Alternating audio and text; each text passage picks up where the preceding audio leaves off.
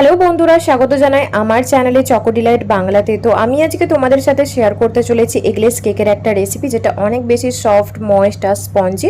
আর এই ভিডিওটা কিন্তু পুরোটা দেখতে হবে, স্কিপ করলে কিন্তু একদমই চলবে না। তো তার জন্য সবার প্রথমে নিয়ে নিয়েছি এখানে একটা পাত্র, আর তারপরেই ঢেলে নিচ্ছি হাফ কাপ দুধ। আর এখানে নর্মাল রুম টেম্পারেচারে রাখা দুধটাই আমি ব্যবহার করেছি।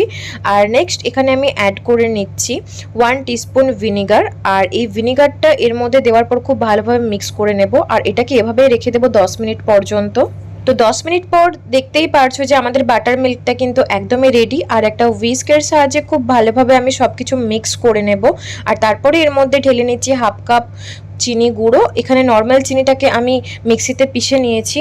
আর তারপরে এখানে আমি অ্যাড করছি 1/4 কাপ রিফাইন্ড অয়েল। আর এখানে আমি সানফ্লাওয়ার তেল ব্যবহার করেছি।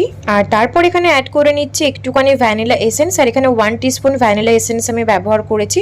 তারপর একটা হুইস্কের সাহায্যে সব কিছু আমি মিক্স করে নেব, যতক্ষণ না পর্যন্ত চিনিটা খুব ভালোভাবে গলে যাচ্ছে ততক্ষণ পর্যন্ত আমাদেরকে কিন্তু হালকা হাতে বিট করে নিতে হবে। নেক্সট এখানে আমি অ্যাড করে নিচ্ছি একটুখানি ইয়েলো জেল কালার। এটা যদিও বা অপশনাল, তোমরা চাইলে এটা অ্যাড করতে পারো অথবা স্কিপও করে যেতে পারো।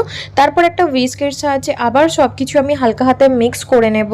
আর আমি চেষ্টা করি সব স্পঞ্জে একটুখানি কালার অ্যাড করার, এতে করে কেকটার যে স্পঞ্জটার লুক সেটা অনেকটা সুন্দর লাগে।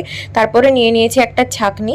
আর এখানে আমি অ্যাড করে নিচ্ছি 1 and 1/4 cup all purpose floor বা ময়দা।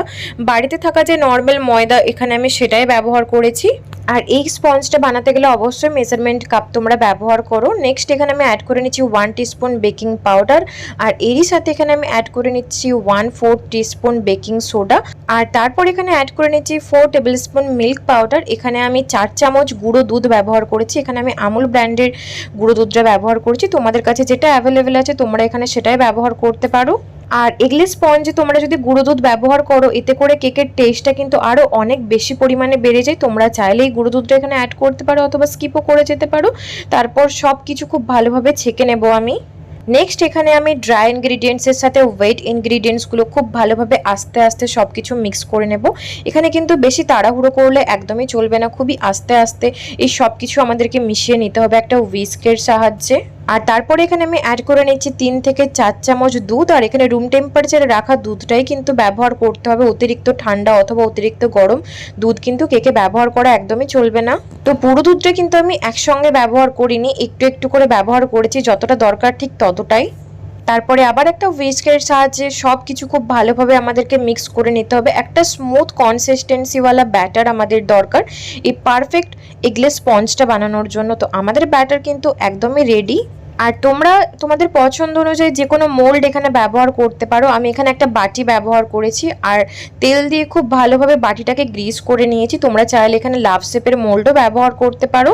আর আমি এখানে কিন্তু কোনো ময়দা দিয়ে ডাস্ট করিনি অথবা কোনো বাটার পেপারও ব্যবহার করিনি, তোমরা চাইলে কিন্তু অবশ্যই করে নিতে পারো।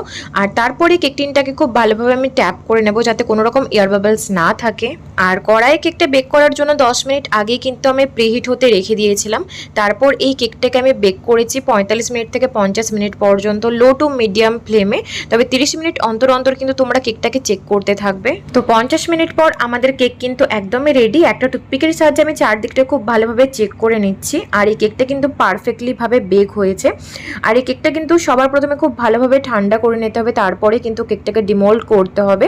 কেকটা যদি গরম থাকে সেই অবস্থায় যদি ডিমোল্ড করার চেষ্টা করো তাহলে কিন্তু কেকটা ভেঙে যাওয়ার সম্ভাবনা আছে। তো দেখতেই পারছো যে আমাদের এগলেস স্পঞ্জটা কতটা পরিমাণে সফট, ময়েস্ট আর স্পঞ্জি। এই কেকটা আমি কাট করেও তোমাদেরকে দেখাবো যে ভিতরের যে টেক্সচারটা সেটা কেমন এসেছে। তোমরা কিন্তু অবশ্যই কেকের রেসিপিটা বাড়িতে ট্রাই করো আর আমার সাথে শেয়ার করো যে তোমাদের এই কেকের রেসিপিটা কেমন লেগেছে। আর যদি ভালো লেগে থাকে তো অবশ্যই কিন্তু একটা লাইক করে যেতে হবে।